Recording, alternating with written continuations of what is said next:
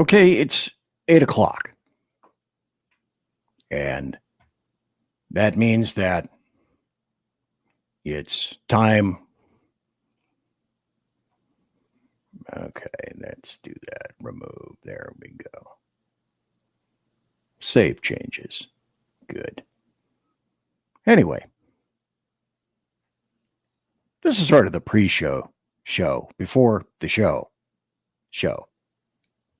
So there I was, looking around on YouTube and trying to figure out, okay, how many subscriptions do we have right now? And I looked and I saw,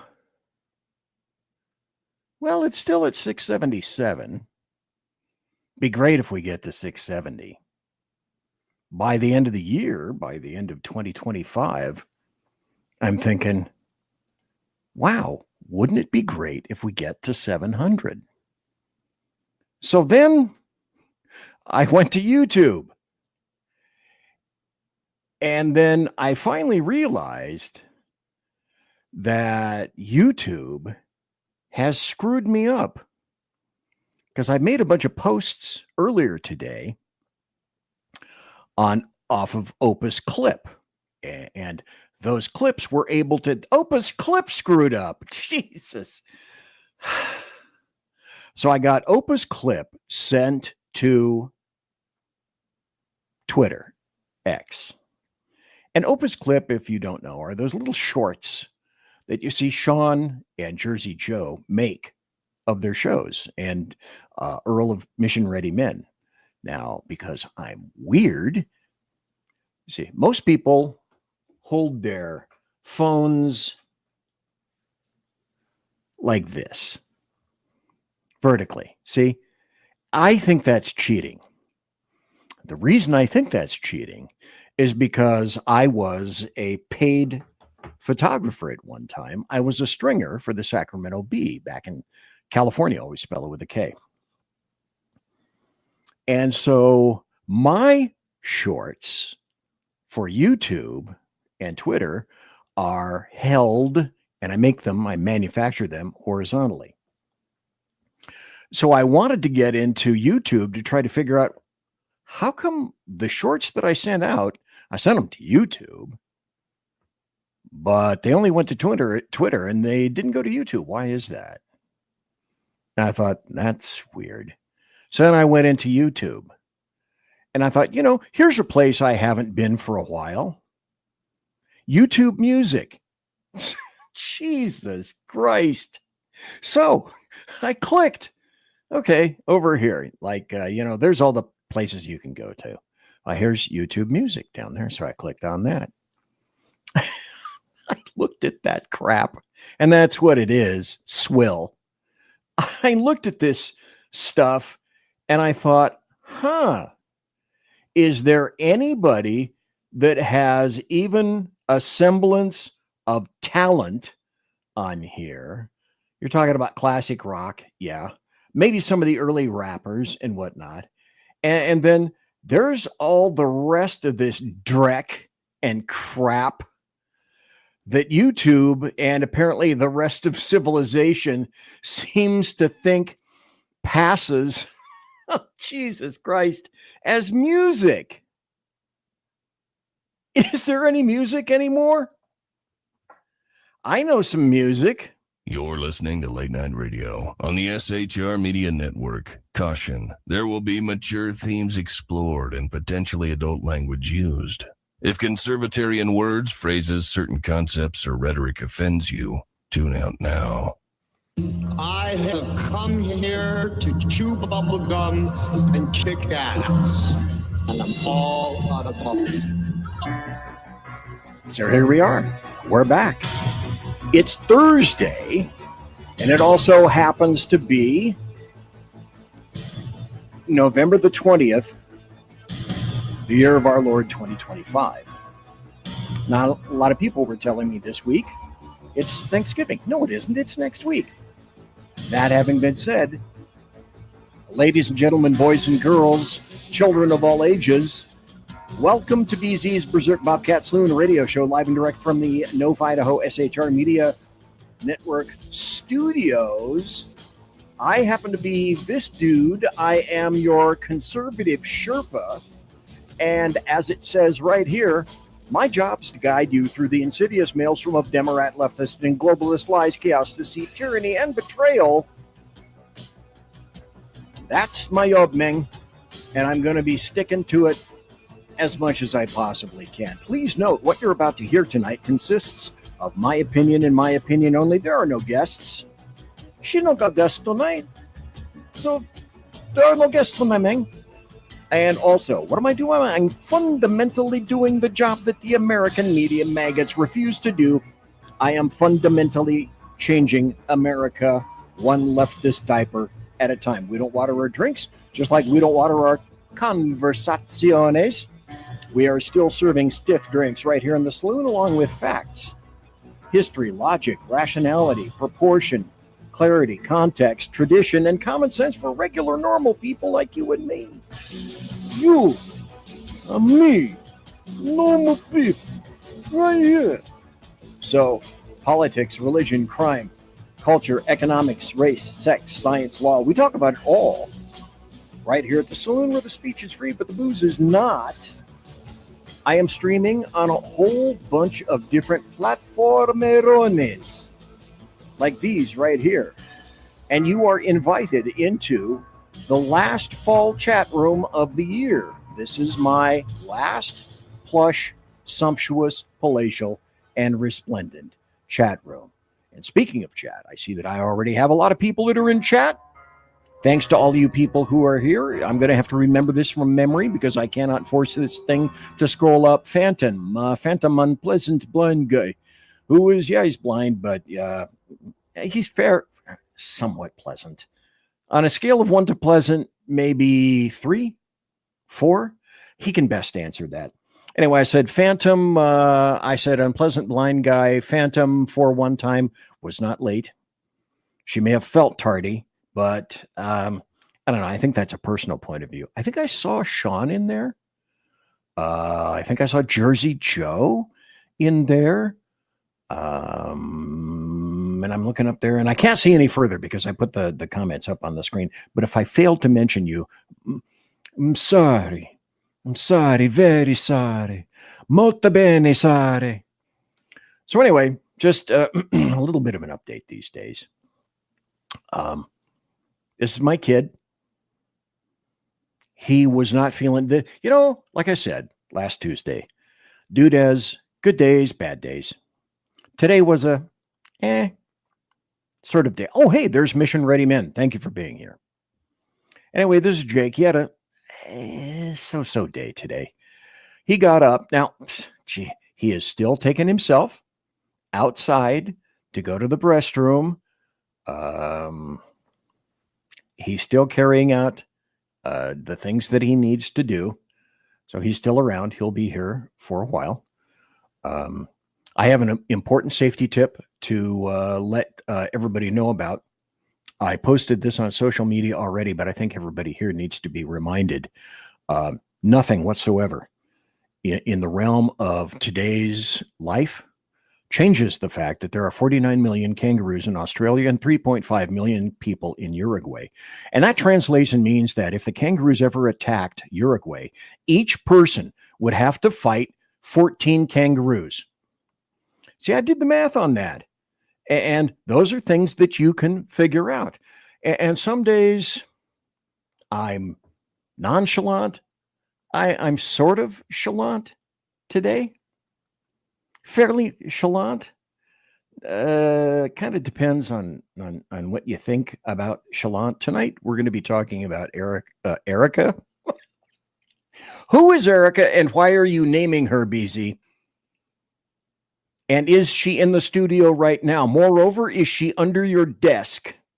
America Undermined, BZ's Berserk, Bobcat, Saloon. That's what we're going to be talking about tonight. But before we can even dip our toe into the sludgy cesspool of today's political goodness, I want to bring this up because, what have I been doing over these past weeks? Ignorance is no excuse. Oh, and somebody mentioned Clyde. Here's Clyde. Does anybody, are you sufficiently old to remember this name? Clyde Crash Cup. Perhaps and perchance, Clyde, this Clyde, was named after Clyde Crash Cup. Only you and I will be able to tell far into the afterlife in the hereafter. Anyway, I have the Carousel of Amusing Gerp, which sometimes is pretty amusing. Tonight, I'll leave that up to you. I am still waylaid and have not been able to acquire what I consider to be a halfway decent, good vocal and musical opening for that. So I'm kind of leaving that in the lurch. But in the meantime, I'm here to present to you some hand-selected, very, very important videos that continuously are sent to me. And then I have to display them here for you. This is one great cat. Hey, stop that. It's midnight. Give me that. No, sir. No more fiddle tonight. Got it? Inside with this thing. Go home. Hey, what did I say about the noise? It's the middle of the night. No more synth on the porch. Yep, you're done. I'm taking it inside. Go back to your bed. Hey, quit it. It's midnight. Give me that pipe. No more playing tonight. You hear me? Inside with this. Go home. Okay. I'm easily entertained. No more concerts tonight. You hear me? Inside with these. Go home. Hey, quit it. It's midnight. Give me that phone. No more. Do I not talk about Kabuki Theater of the Absurd? Well, hell yes, I certainly do. That's not the only video that I have hand archived and selected for you. There's this one as well. This is TDS. At TDS Therapy, we know your pain. Trump derangement syndrome is not a joke. Get the help you need with TDS Therapy. I don't know why that kills me. We are here for you. And remember, Trump is your president. I love the Get your neck. dose of copiates to help you cope with the pain now. Ooh, poor Brought to you sissy. by the Dumb Fuck Finders, Oh no. where the more you fuck around, the more you will find out.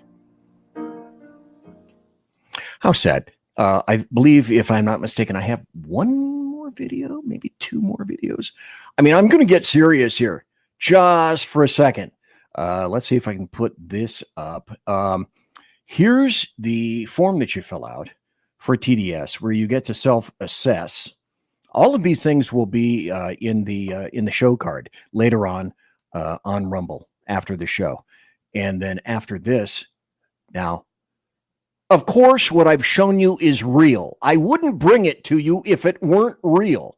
And I want to emphasize to you, emphasizingly, that this is real. Jonathan, focus with me now. So first of all, identify it for us. You're in a session and you pick up on what? Well, Harris, it doesn't take long for me to pick up on this. People are obsessed with Trump. They're fixated. They're hyper fixated on Trump. Yep. And they talk about some of the features of this disorder. They can't see. Okay, roll with me. I'm going somewhere. I'm going to direct you to a website after this concludes. Sleep. They feel traumatized by Mr. Trump.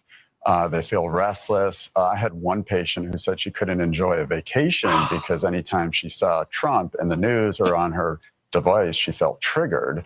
So this is a profound pathology. And I would. Okay, I just have to say at this point, every heart has cockles. Mine has either more or fewer. I'm not sure before I succumb to my factory issued heart attack 1A Model B.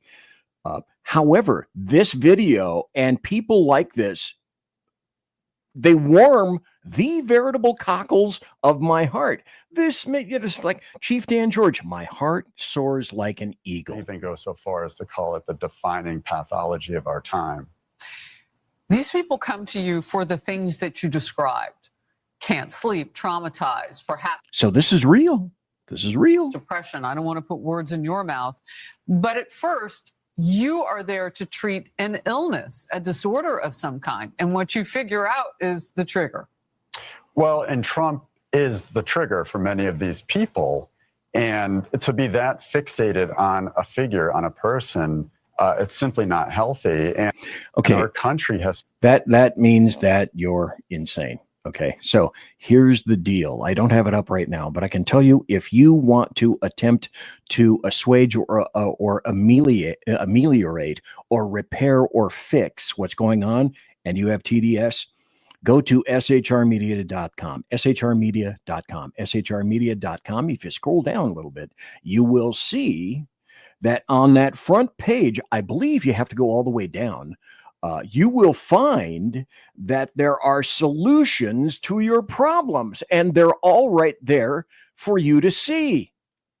It's a groovy thing. It's a wonderful thing. So tonight, let's see, we talked about the carousel of amusing GURP. We're going to go over the Chicago death toll. We're going to go over weapons grade stupid. OMG, boys and girls.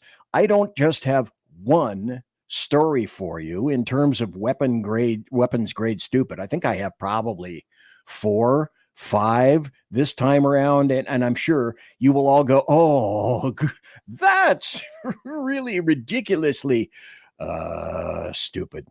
And then we're going to go to happy stories. I do have some happy stories. And then, of course, as I indicated before, we're going to go into America Undermined. And you're going to see some of the crazy, crazy stuff that's going on. The Democrats are, in fact, now decubed. That's what I'm going to begin to call them. They are Democrats distract. Their job is to distract and deflect. So essentially, that is decubed, decubitus. That's a medical term, huh? And also, I created this meme probably 3 years ago, and it has come back like a little bastardette, and that is this: they are all saying, "We got you now, Trump." Did they really? Do they really? And then sometime during the show, we're going to have some information about this wonderful, wonderful politician who I believe hails from Texas. And then I'm also going to have some serious information here a little bit later on about, even though, yes, America is being undermined, there is still an innate underlying foundational problem with the Republicans. And I've said it, sadly, any number of times. And it was true then, it's true today, and I just hope that it is not true in the future. But of course, first we'll be going to this. The bloviating Zeppelins, HeyJackass.com Chicago death toll update. Courtesy of every leftist running that city. From the mayor, police chief, and every autocrat in the 50 wards. Well, you know what? I had to refresh that because who knows how many deaths and shootings may have occurred before I set this up a few hours ago. Anyway, this is from HeyJackass.com, HeyJackass.com, illustrating Chicago values. Chicago, the city of big shoulders, shot and killed 15, shot and wounded 73, total shot 88, total homicide 17. That is November to date. Now, the week in progress, November 16th through November the 22nd, shot and killed 1, total shot and wounded 14, total shot 15, total homicides 1. Year to date, shot and killed 333, shot and wounded 1,453. Total shot 1,786, total homicides 395. And that means, I think the top number was the same as it was Tuesday night. That means a person is shot every 4 hours and 20 minutes, but this has changed the number below. A person is murdered in Chicago, lorded over by King Mayor Brandon Johnson, we'll have more about him in just a moment, every 19 hours and 38 minutes. The bloviating Zeppelins, HeyJackass.com Chicago death toll update. Courtesy of every leftist running that city. From the mayor, police chief, and every alder crap in the 50 wards. You know, I seem to have recalled myself saying kind of some wonky things about that really wonky mayor, Brandon Johnson, with whom I previously referred a few secondos ago. You know, and I've said this before, you can try to go out of your way to create this leftist insanity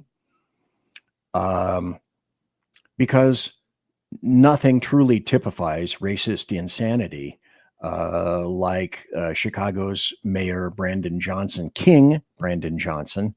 But for normal people, it's almost impossible to try to recreate this stuff.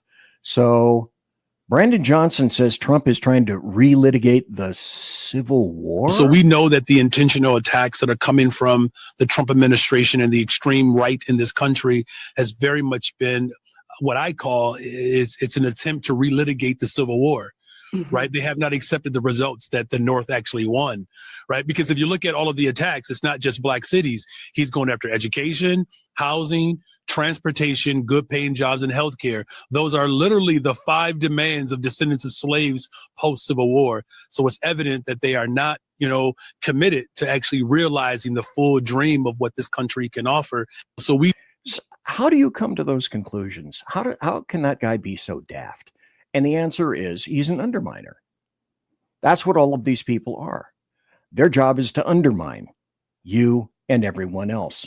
And at this point, normally I have trouble trying to find the things that would be appropriate for this. This is weapons grade stupid. And I don't just have one. Weapons grade stupid. The segment where anyone can play, but leftists are overqualified.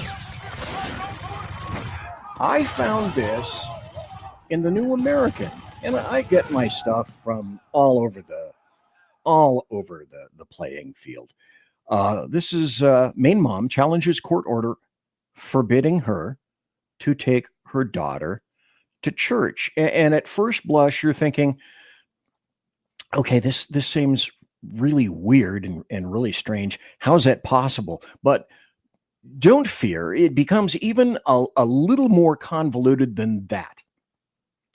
The Maine Supreme Court heard arguments last week in a case challenging a lower court order barring a mother from taking her daughter to church because the girl's father, who never married the mother, is claiming that church is causing psychological harm. Okay, so this guy named Matthew Bradeen, he got an order from a Portland, Maine district court giving him the power to decide which religious activities his 12-year-old daughter, Ava, I went Boston there for a second, did you catch it? May participate in. So the mother, Emily Bickford, the relationship ended before Ava was born. She has primary custody of Ava. Bradeen, the guy, has visitation rights. So Bickford and her daughter were attending Calvary Chapel, an evangelical Christian church in Portland, Maine, for more than 3 years. After Ava told her dad last year that she was planning to be baptized, he went to court to try to stop that. Now, this is the important part about all of this. According to Liberty Council Chairman Matt Staver, who is representing Bickford, the absentee father, the mother, Bradeen took his case to a judge, and this is what makes it oh so lugubrious. Takes it to a judge who is a former ACLU president and obtained in order to acquire this expert testimony from Dr. Janja Lalich. You can't make this up.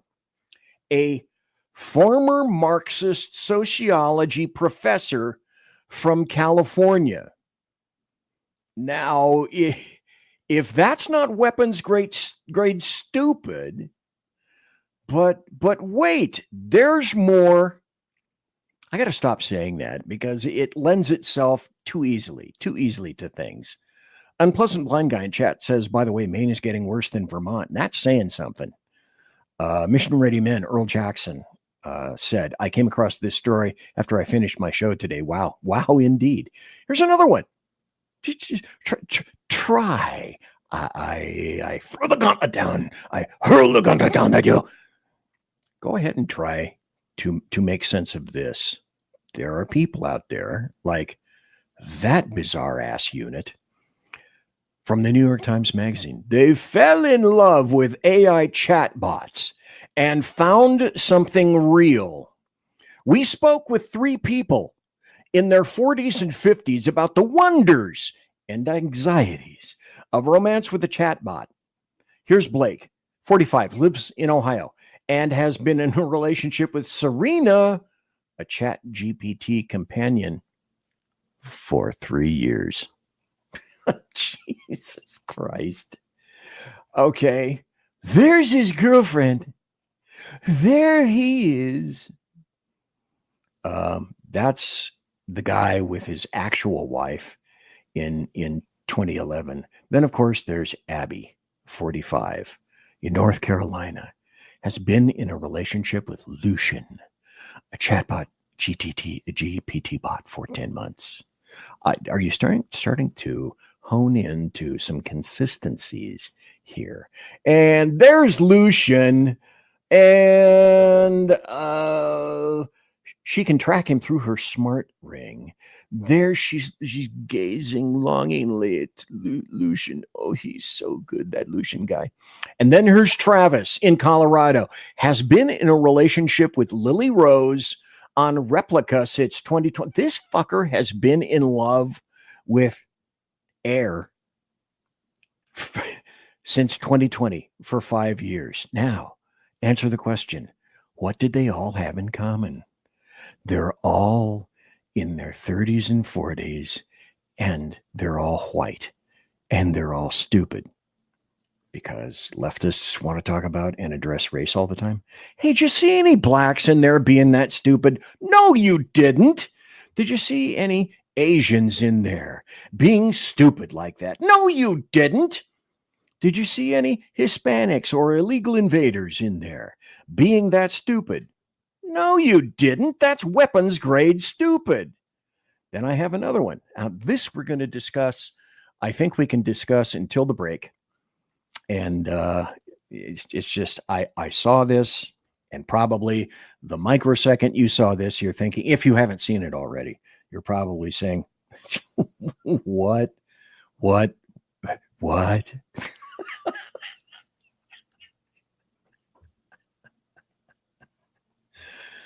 The Bush family wants to come back after Trump and make us be Democrats all over again.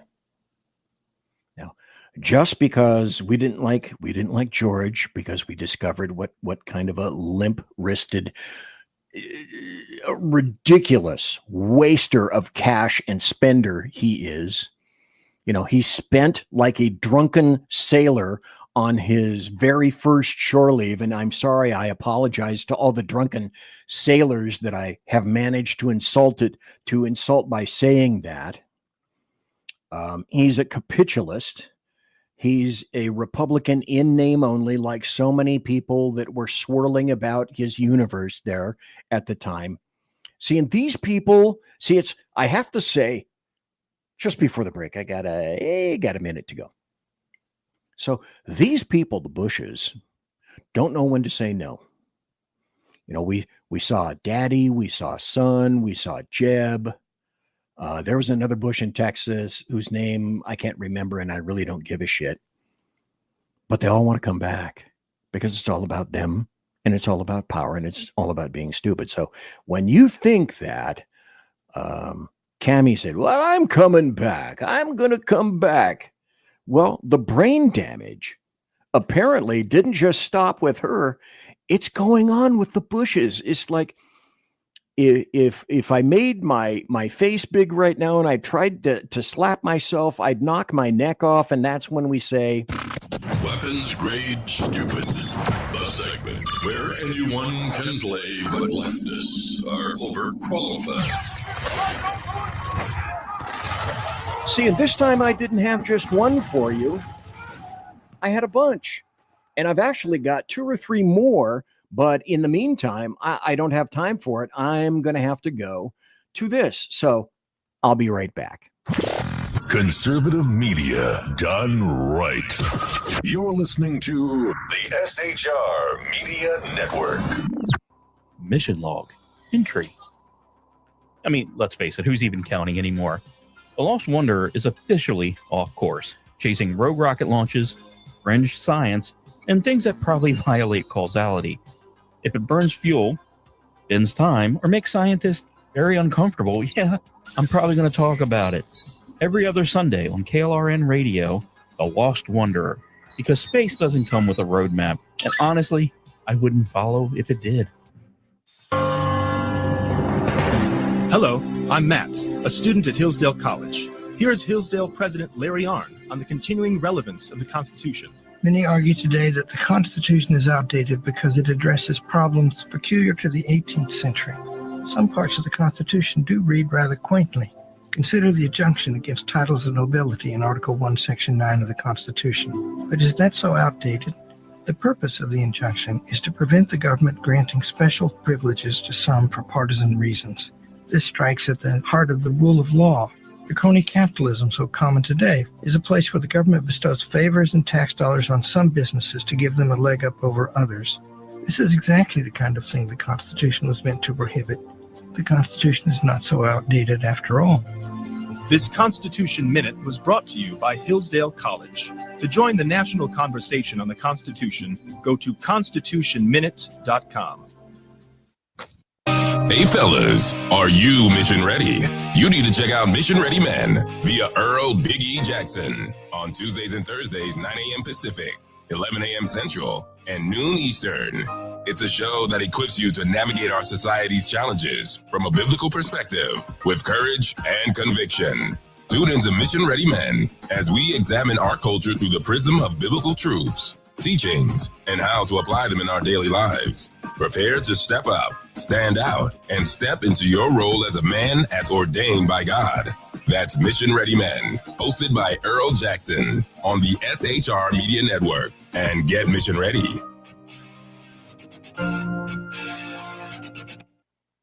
Want to make an immediate difference in the life of a critically ill child? You have the ability to do that right now. Make a donation to Dream Makers for Life, the organization that restores dreams to seriously ill children and their families.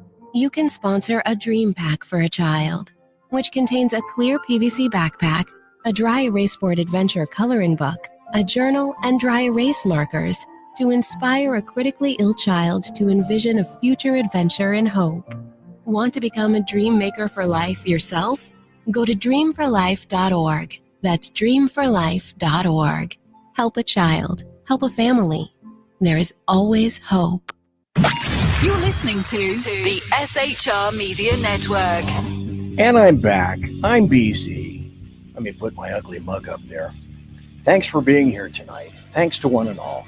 I looked just before the show. Things haven't changed. We still have 700, God, that's wishful thinking. We still have 677 loving subscribers. I don't just love, I love all of you. But we need more. I mean, by the end of the week, it would be just absolutely stellar to get 680. And then by the end of the year, this is our goal. Myself, Earl, Sean, Jersey Joe, even Cosmic Bard. We've all said, wouldn't it be great to be up to 700 subscribers by the end of the year? And I think we can do it with your help. So by that, what I'm saying is, if you would, please share the show all over the place. Beseech others on bended knee. Look, I'll send you a Christmas card for your old sainted mother if you just subscribe. Would you just subscribe? So share, if you would, please. This show, my show, all the other SHR shows right here. And maybe by the end of the year, as a Christmas present, see where I'm going here? Maybe we can get up to those 700 subscribers. And what a great thing that would be. Now, I want to temper a few things. We're going to go into, and the theme tonight is America Undermined.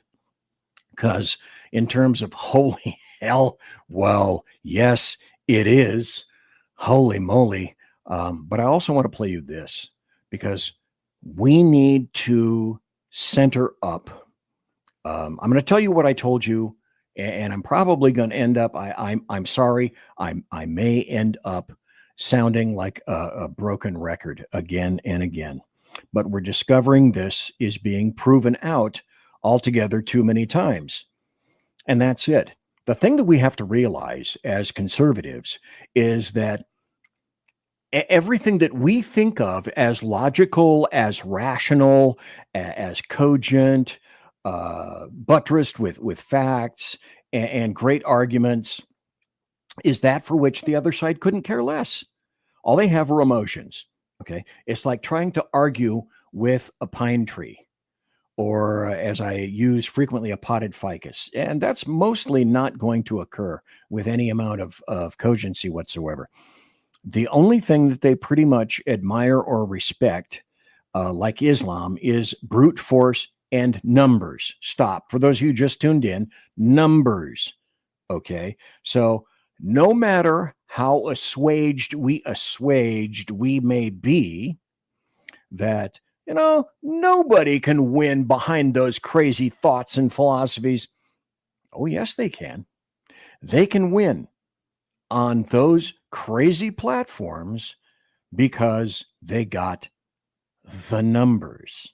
Okay. So a lot of people will be saying now in response, okay, but on the off year, it's not surprising, particularly in blue states, that conservatives and Republicans didn't do all that well. Okay, yes, granted, I will cede you that. But the other thing we need to pick up on is the fact that New York was the New York City election was a great illustrator of what could happen nationally. And we've always had a problem with this. The only thing that these people need, and they're mentally and philosophically bankrupt, all they need are superior numbers on voting day. And I see it around here all the time in North Idaho, in Kootenai County, where I am. I start to go back and then I run the numbers of those people who voted, like, for example, sheriff, various bonds and bills and whatnot in our county. And the numbers of people who show up on voting day, though this is a red state, and the population is nowhere near California, not even a good city. All of Idaho wouldn't even make one really big city in California at all. But the numbers are terrible. And the numbers of Republicans showing out, oh yes, New York City is not a Republican city. But all they need is to firm up the vote and get out. And of course, cheat. Because that's going to be a given. Last Tuesday, I also showed how there were big problems with Proposition 50. And that was clearly illustrated. Sean from Edge of Liberty has talked about that any number of times, about what's going on in California, always spell it with a K. So the only thing that wins is showing up on election day and voting early and being present. And if you have a mail-in ballot, mail it back in. You play by the game, by the rules that were set by the people that seem to be sweeping the game board. So the only thing they need are superior numbers on that voting day. And that has historically been the biggest problem with Republicans. I want you guys to hear this. So this is a House vote, a generic vote for the House of Representatives. And we track it all the time because, of course, it gives you the national mood, number one, but also it gives you an idea of where the House is going, where people are thinking, where voters are considering when the elections come up and who they're going to vote for from the House of Representatives. That poll. Okay, stop. It's not just the House, it's the Senate. If we lose one or both, we are well and truly fucked. Now, Trump has made some, what I consider to be some rotten decisions recently, but that doesn't mean that I wouldn't vote for him again. And I'm not voting for Trump. We'll be all voting for other individuals. The left are voting against Trump. That is whom they are rallying around. But listen to what this guy has to say about the numbers. Done on the 10th of November, which is very important here, guys. It went from Democrat 1.2 to Democrat 7.8. And it almost all came from, by the way, some of the people who say they're undecided or they're picking somebody else, a third party, going to the Democrats, and a bunch of Republicans actually saying, I'm voting third party or not voting at all. Right. And of course, at the end of the day, the third party vote share. Now, we always have that, right? We Republicans have a hell of a time trying to rally the troops. Will not be that high, but it does tell you that a lot of Republicans are thinking of just not voting. All right. So, okay. And stop. I have to say that Trump is kind of the political two-trick pony. There'll never be another Trump. There'll never be another situation like a Trump. Everybody says, yay, that's so great. But don't count on there being another Trump. There will be other shows in the future about who I think should get in the ring, all that sort of thing. But it still gets down to basic foundational bedrock precepts like get out the vote. That was out on the 10th. And now we have the Marist poll, which is an opportunist. They're not MAGA friendly, but it does show you the direction. They never waste a chance to exaggerate a Democratic lead. But it is noteworthy because there's being done 4 days later showing Democrat plus 14 does give you a bit of an idea of where this is going. And I got to tell you, Steve, after last night's debacle, the Republican Party came out looking very, very bad last night. So none of these interviews that we're talking about today takes into consideration the recent infighting that you've been seeing over the weekend, even into the early this week, and then what happened last night. And I know that. And we're infighting now. And that's a big problem. And a lot of people are saying, myself included, Trump is screwed up. I delineated all sorts of things last Tuesday night about how I think Trump screwed up. MTG is, I talked all about. I'm not going to talk all about that again for Marjorie Taylor Greene. But we have some very serious and big issues here. Maybe we should go back to what J.D. Vance had been saying. And I think this bears repeating for maybe a minute. Well, first of all, I think J.D. Vance is exactly right. They do have to talk about cost of living. They do have to talk about affordability. But wait, I do have some happy stories. One of them involves the economy. And he's right that voters will ultimately judge the party in power, the incumbent party, based on the health of the economy, macro and micro. People have to feel like you're on the right trajectory. So I think he's okay. Stop. Mikhail, stop. That's true.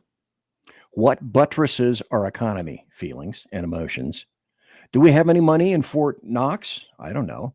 What makes us believe that we do? Emotions, beliefs. What's the stock market? The stock market is nothing but a bunch of emos. And whether you believe them, you have trust in them and confidence. Right about that. I think he's right that Republicans are better off to dump the infighting and focus on issues and what we need to do to succeed. And he's certainly correct about this turnout issue. We still have an unproven situation out there about a lot of people who love Donald Trump but don't yet love to turn out when he's not on the ballot. So stop right there. And that's my point.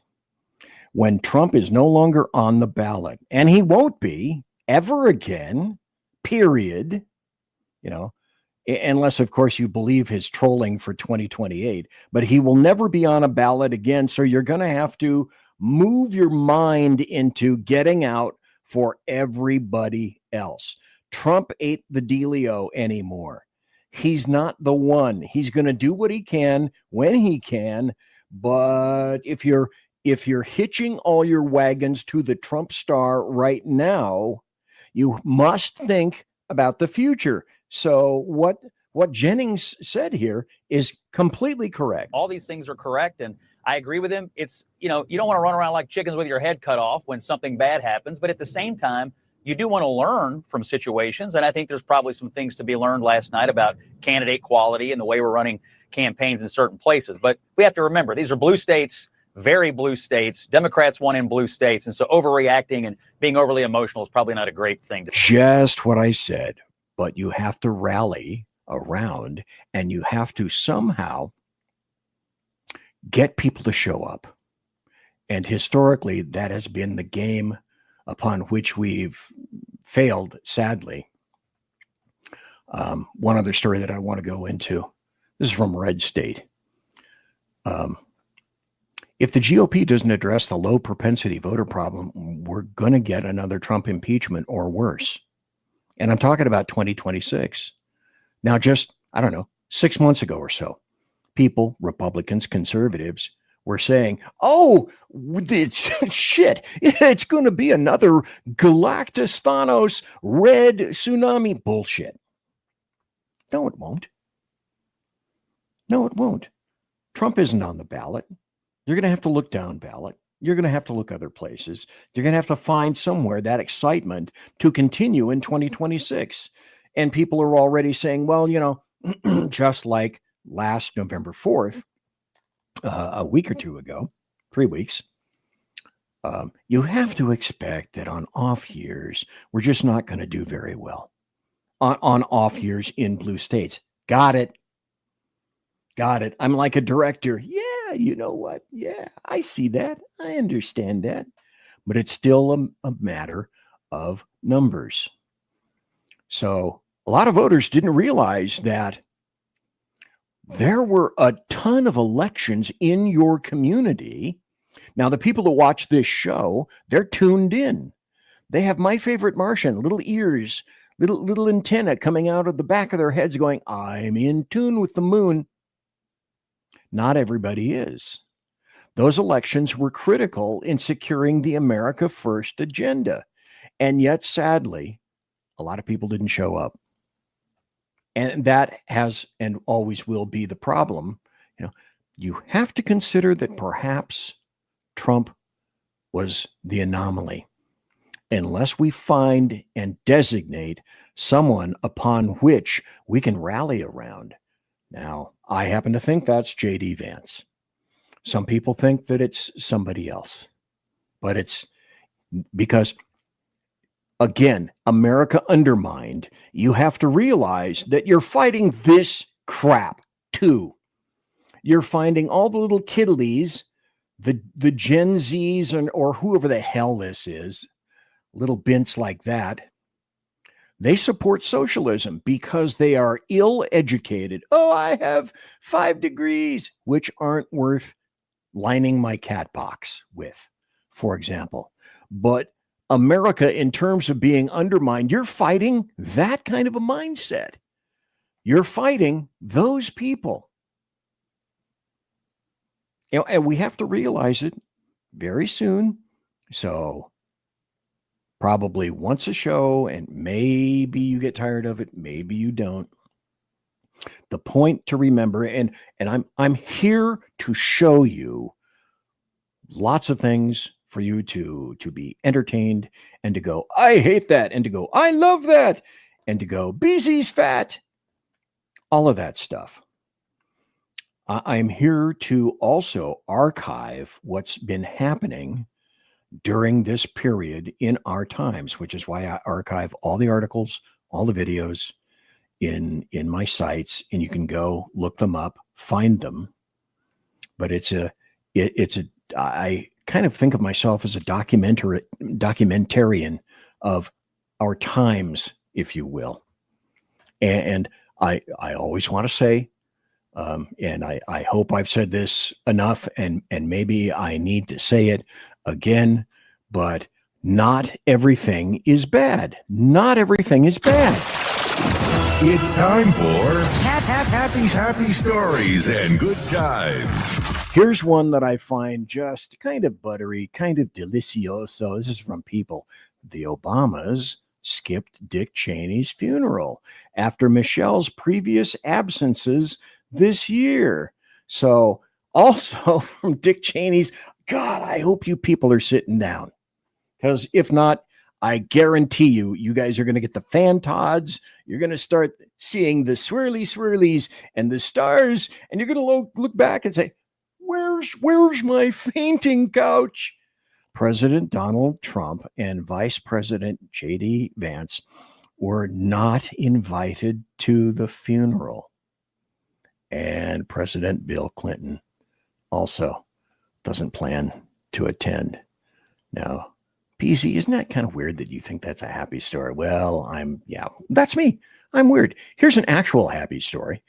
Employers added 120,000 jobs in September, blowing past expectations. Do you hear anybody mention this?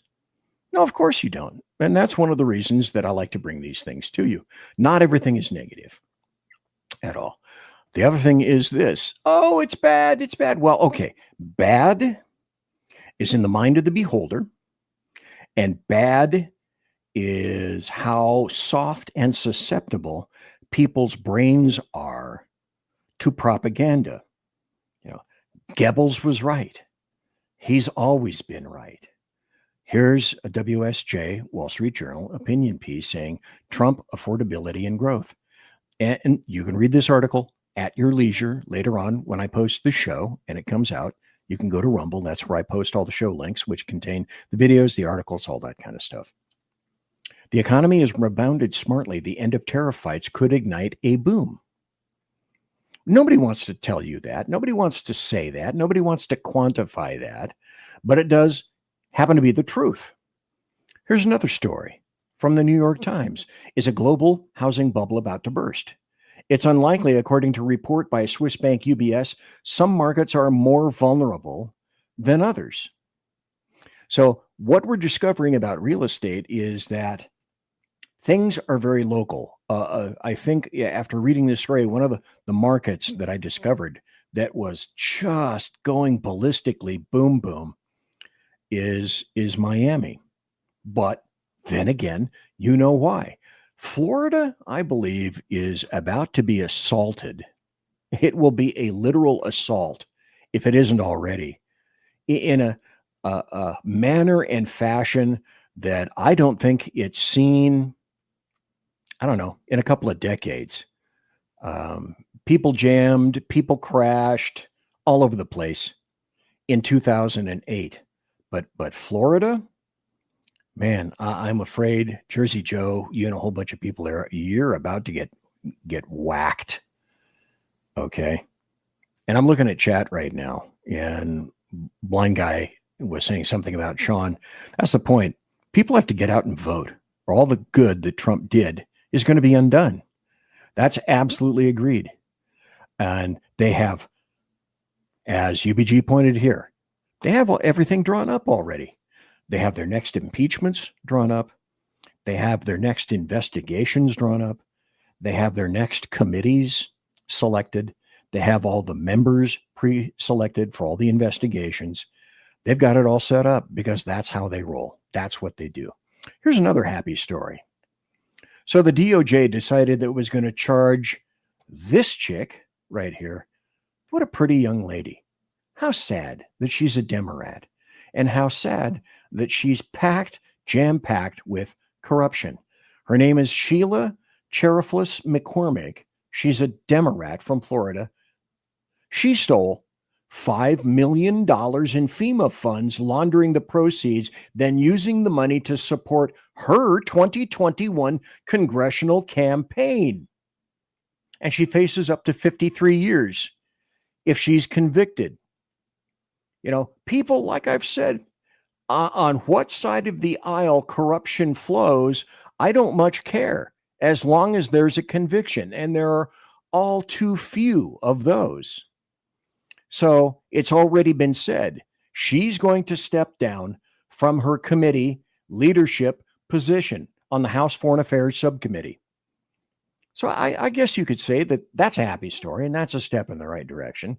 So you got to take the wins whenever and wherever you can. The other thing is this. This is a big story. This is a big happy story. America's foreign-born population drops by 2.3 million thus far, just now, under Trump, which is, I don't know, that is a wonderful, wonderful thing. That's a huge plus. So that's a happy story as well. You know, remember okay, sorry, BZ. Not people, leftists, Democrats. They all said earlier, well, you can't deport and remove a few thousand people. It's just not physically possible to do that. Over 2 million people have been removed by ICE and deported already. HMOG, if that isn't a massive win, I don't know what is. Here's another win. Now, of course, BZ, you completely recognize it. This is going to be litigated up the ass. Of course it is. But otherwise, under somebody else or a Democrat, you would not see this. Trump administration announces a plan for new oil drilling off the coasts of California and Florida. California always spelled over the K. California is going to go nuts. They will be shitting kittens and car parts. And Gavin Newsom and all his little asshole buddies will be doing their level best to seek court injunctions against all of this stuff. But it's still a happy story because it otherwise would not have been occurring. And here's another one. I think this has just a wee bit of schadenfreude. I saw this and I went, oh, I can hear the tears from here. Okay, they're playing a Jasmine Crockett video. So hold your horses. I am going to be getting to the Jasmine Crockett video. 2 of them, actually. And another one. God. I see lawsuits up the ass coming very soon. I see lawsuits between here and the moon. Wait until you see the one that I think is coming. But this was great. DNC Union, the Democratic National Committee, and that's why this is great. That's why this is so buttery. This is so great. Popcorn. DNC Union erupts in outrage over shocking and callous order to work in person 5 days a week. Now, if I had a producer, you would have heard, but I don't, so you didn't hear it. So I'm just going to have to do it myself. Staffers at the DNC seethed over the party's new directive to show up to the office and work in person 5 days a week, blasting the order as, I love these 2 words. Oh my God, I love these 2 words.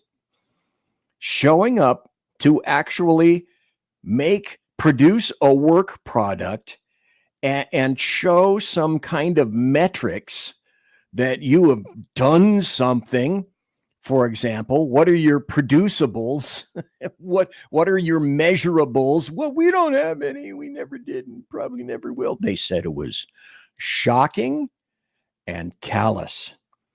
So the DNC chair, some dude named Ken Martin, told workers during an all-staff meeting on Wednesday, the National Democrat Party is going to require the entire, this is like,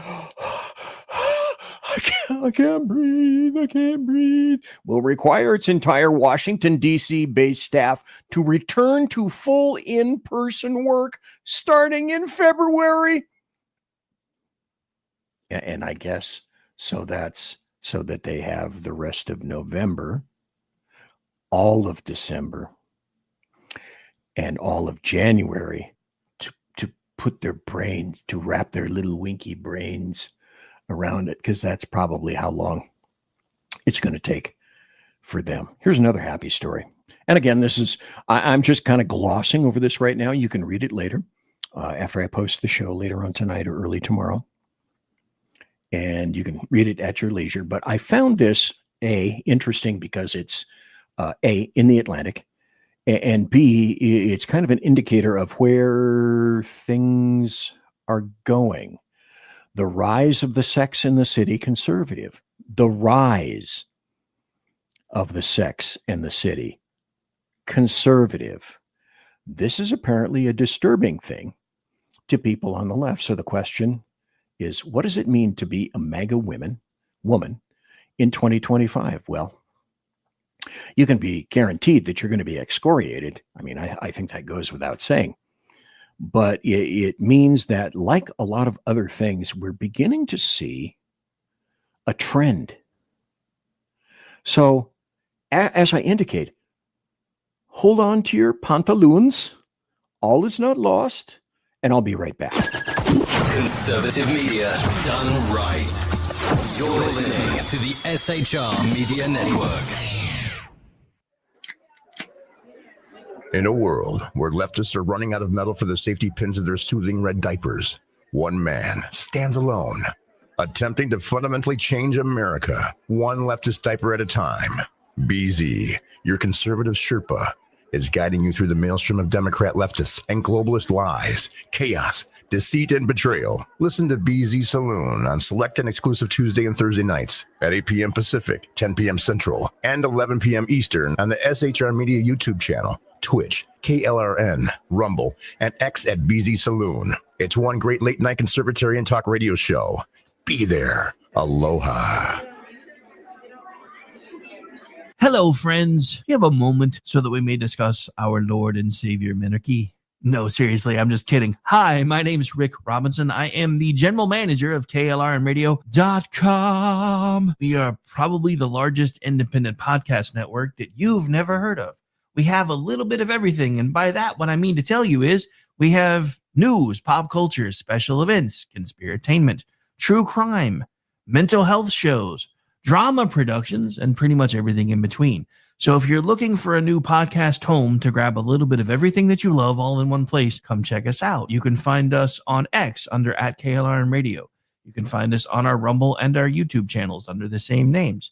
You can also find us at KLRNradio.com and pretty much every podcast catcher known to man. So again, feel free to come check us out anytime you like at KLRN Radio. It's Sean from the Edge of Liberty. Just like the Bidens, I too am moving. Only in my case, it's days and times. That's right. You can now find the Edge of Liberty Monday at 8 p.m. Pacific, 11 Eastern, and Wednesday at 8 p.m. Pacific on 11 Eastern on the SHR Media Network. Join me as we talk politics, news, alcohol, fun, not so much fun, clowns, small kittens, large kittens, dogs, amoebas, and anything else that just pops into my mind while I'm on the air. That is Monday and Wednesday, 8 p.m. Pacific, 11 on the East Coast, on YouTube, X, KLRN Radio, Facebook, Twitch, and anywhere else a good podcast is found. Please check out our website, shrmedia.com. I will see you live on the air. Attention, all patriotic women of faith. Yep, I'm talking to you, sis. Are you looking for high-quality, super soft apparel that reflects your love for country and your devotion to God? Look no further than Carry Girl Gear. Picture this. You rocking a tee so soft it's like being hugged by a cloud, all while showing off your love for God and country. Sounds dreamy, right? Well, welcome to reality, babes, because that's what we're all about here at Carry Girl Gear. We specialize in super soft tees, tanks, and more, designed specifically for the strong, patriotic woman who proudly wants to carry their message of faith and freedom. When you shop with us, you're not just getting a t-shirt. You're joining a community of like-minded women who are proud to wear their beliefs straight on their tees. So whether you're sipping sweet tea on the porch or leading the charge for faith and freedom, do it in a Carry Girl tee. Because life's too short for stiff, boring tees. CarryGirl.com, where faith and freedom meets fashion. Independence. With that declaration, America was born. Inspired by a belief in the God-given rights of every human being. and in the good that comes from exercising these rights well. The founders of our great nation chose independence, as do we. Hillsdale College accepts no government funding because independence makes possible the good to which we aspire. You're listening to the SHR Media Network. The first hour is in the can. I'm BZ. What can? The electric winkle chamber can? The can that's over there? My vodka? Likes of which I've only had one swaffle this evening. So I will attempt to make up for that. This is the last show of the week. So since we're talking about kind of programming notes, so to speak, I am not going to have a show next Thursday. I'm actually going to be having some Thanksgiving stuff. Now, myself and Mrs. BZ have not quite decided whether or not we're going to make a dinner here just for ourselves, or whether we're going to go down to the local Union Gospel Mission, rub dirt all over our faces and tear up our clothes a little bit and try to see if we can get a meal on the arm. Possibly we can. We haven't decided yet. So Thursday next week, the 27th, I believe, there will be no show. Tuesday, now there's a little piece of unicosity thrown into the mix here, which I find kind of amusing. Sean, thanks for being here. And thanks for attending, even though you weren't feeling all that well. And Mission Ready Man, he has to go to work. He actually lets a job interfere with cool things like podcasts. Damn it, Earl. How sad. But next Tuesday will be the only show of next week, with this caveat. Now, Rick Robinson of KLRN is going to be gone all next week. I believe, if I'm not mistaken, that he is taking that time off, which he is certainly due in order to have a nice Thanksgiving week. And he's also been having some other things that are going on. But I'll be doing a show Tuesday. As of this point, I got no damn idea what it's going to be about, because you can't tell what's going to happen between now and then, especially over the weekend. You just don't know. How do you know? You don't know. So Tuesday night show, yes. Wednesday night, I'll be doing a show. Well, I have busy. What kind of a show? I'm going to be doing Rick Robinson's show early in the morning at 7 a.m. Oh, God help me. Rick said, if you want, you can do a show. Hell, you can take all my week's shows while I'm gone. I said, no, I'm retired for a reason. That's too much like work. But Tuesday night, 7 a.m. Pacific, 9 a.m. Central, and 10 a.m. Eastern, I am going to be the Rick Robinson show on Wednesday. And I would invite you all to come. See, for me, I told Rick, okay, if I do this, it will not be at the standard BZ time. I will do it on your time, or I will not do it at all. So this will be interesting. I might suggest that you come in and look to see if BZ is actually awake. That's going to be an interesting show. I am not going to do a 3-hour Rick Robinson show. NFW, nope, wouldn't be prudent. NGH, not going to happen. But you might want to show up Wednesday, and it'll be on KLRN, and I'll have to figure out a way to put it on any of the other channels, or you can just watch it on KLRN on X. So that'll be unique. That'll be interesting. Let me put this up here too, because now we're getting into the point where, as I was saying before, America's being undermined by all the people that you see here and more. And this is an AI created photo. And what I told Grok was, give me a commie, give me a muzzy, give me a politician, give me an anarchist, and give me an American media maggot. And you can see that's who they are, from left to right, trying their very best to undermine America. And then way, way in the background, you can't really see it, is the U.S. Capitol. Grok didn't do that. You can beat the hell out of Grok sometimes, and sometimes it'll give you what you want, and sometimes it won't give you anything close to what you think you ought to be getting. But this is to the point where, as I said before, this is what the Democrats are doing. This is what they're thinking. This is what they're feeling. We got you now, motherfucker. We got you now. And apparently not. See, because with this Epstein thing, if you remember, Trump was actually the first guy to go to the police about Jeffrey Epstein.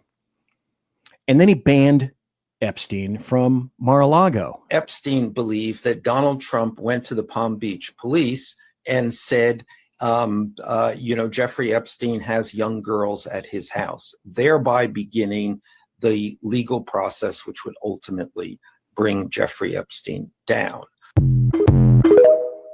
Okay, but the dealio about that was Epstein believed that Donald Trump... Quiet. Epstein was convicted of procuring, being a pimp, prostituting kids, that kind of thing and he was convicted of that back in 2008. And then there were the other charges by which he ended up being in what was essentially the Tombs in New York City. And then he was suicided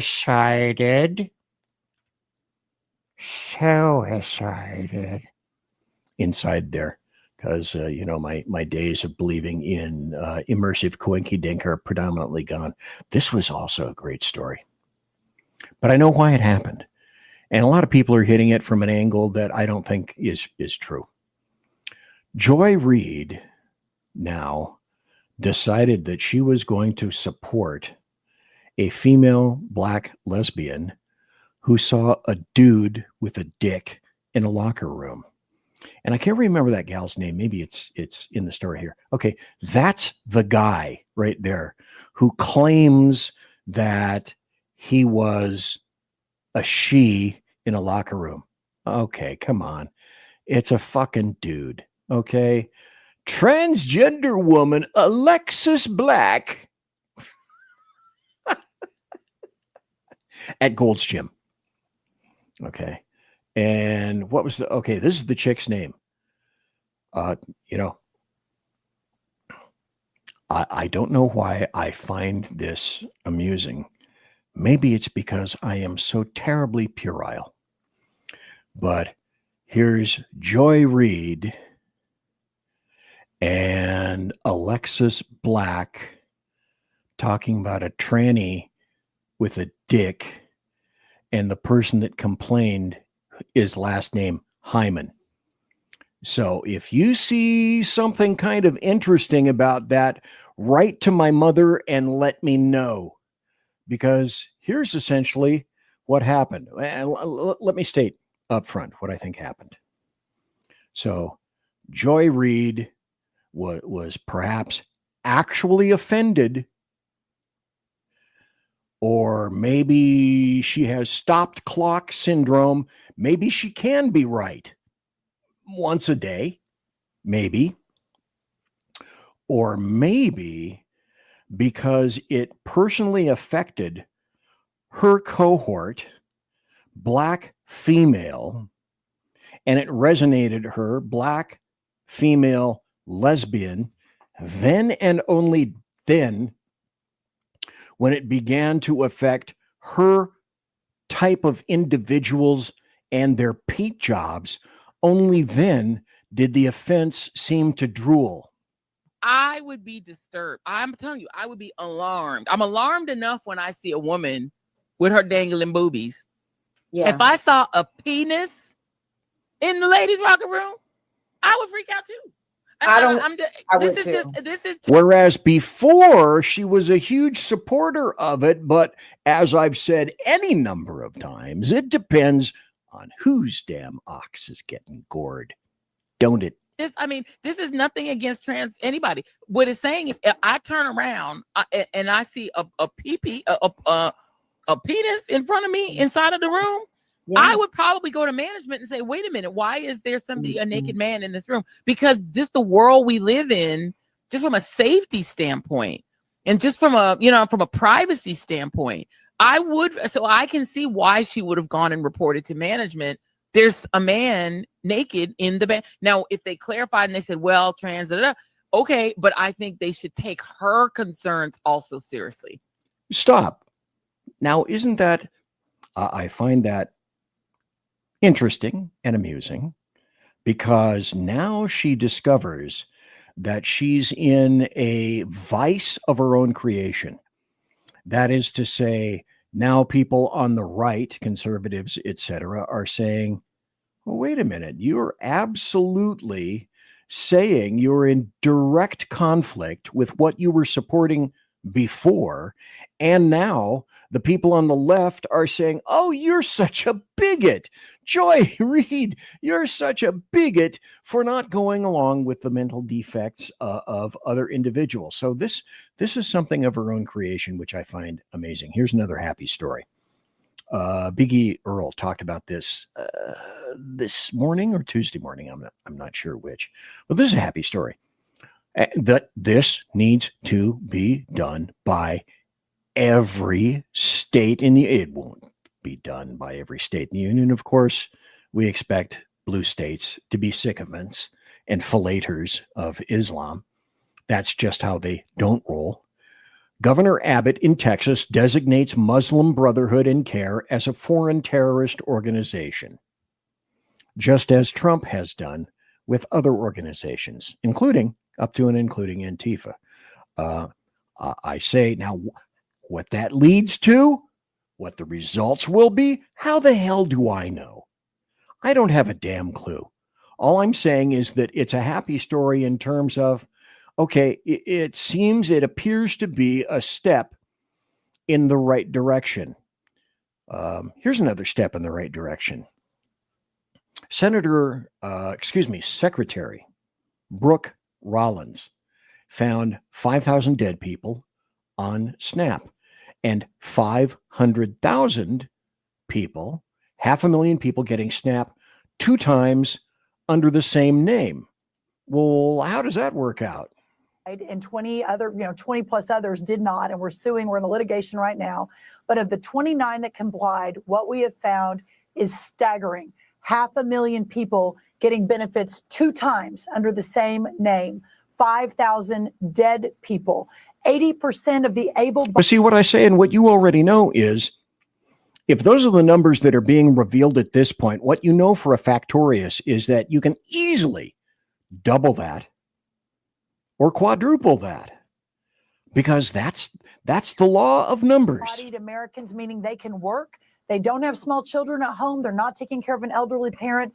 They can work and they choose not to work, of course, because they're getting significant benefits from the taxpayer. So this light, Laura, that has now been shined on what is perhaps one of the most corrupt, dysfunctional programs in American history, that we are working now. Very big announcements coming next week on this. We are cracking down. We now have a plan to fix it. And we're really, really excited about doing that for the American people. But see, these are the numbers at this point. You and I knew that this was already occurring. And then in terms of happy story, we knew that this has occurred, which is everybody on Snap is going to be required to reapply to the program. And if you do what BZ calls the logical extension, that means that, in my opinion, everyone on every government program, on the federal government, states are never going to do it because they're states. And especially the blue states are never going to do it. There's never going to be any accountability. You can take that to the bank. But at least here, every individual who receives a federal benefit, up to and including Social Security, you betcha, old folks like me, although I'm not on Social Security. I'm not sure. I don't really need it. But I may take it just for the fuck of it, just to screw people, because I can. All those people need to be revetted all over again, completely.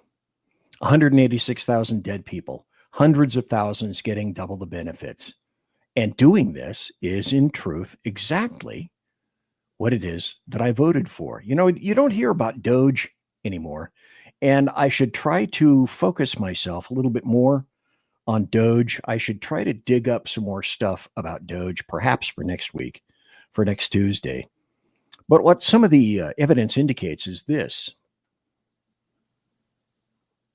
Because your tax dollars are being well spent, aren't they? Now, for those of you who are listening later on in Spreaker, because Spreaker doesn't go live, I'm going to mention this verbally to you. Food stamps by ethnicity. This is copyright 2025, The Personal Finance, LLC. Percentage of U.S. households receiving SNAP benefits.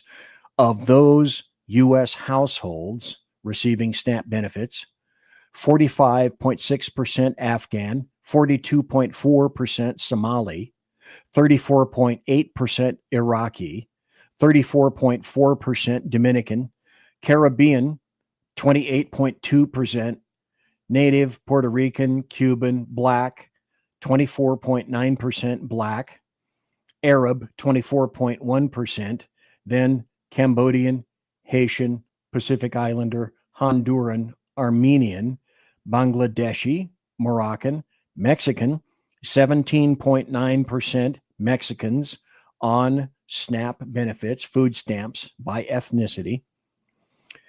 And then after that, Guatemalan, Nicaraguan, Ethiopian, Jamaican, Palestinian, Salvadoran, Vietnamese, Pakistani, Peruvian, Colombian, Israeli, Nigerian, Filipino, Chinese, white, 8.6%, Italian, 7.6%, Indian from India, 4.4%. I will have this graph available for people to see later on in the show notes. I find that kind of interesting as well. Now, SNAP, God, let me see if I have this correctly. SNAP stands for Supplemental Nutrition Assistance Program. And nutrition means that people think that they should be able to go in and get candy bars and all this kind of stuff. Here's what's truly happening with your hard-earned American taxpayer dollars. Blue states have been busted. This is from Red State. Blue states have been busted for blowing nearly $500 million in SNAP cash on fast food. That's right, kids. That's where your money is actually going. But see, if it's $500 million here, $500 million there, you know, after 75,000 different programs that are pissing away your cash, soon you're probably starting to talk some actual money. But that's where your money's going. That is undermining America. That is undermining you. Also, in terms of undermining, which is this, we're on this portion of the program right now. And what do I have? 7 minutes before the bottom of the hour break. This is amazing. I appear to be getting through my topics in a reasonable amount of time. So let's go here.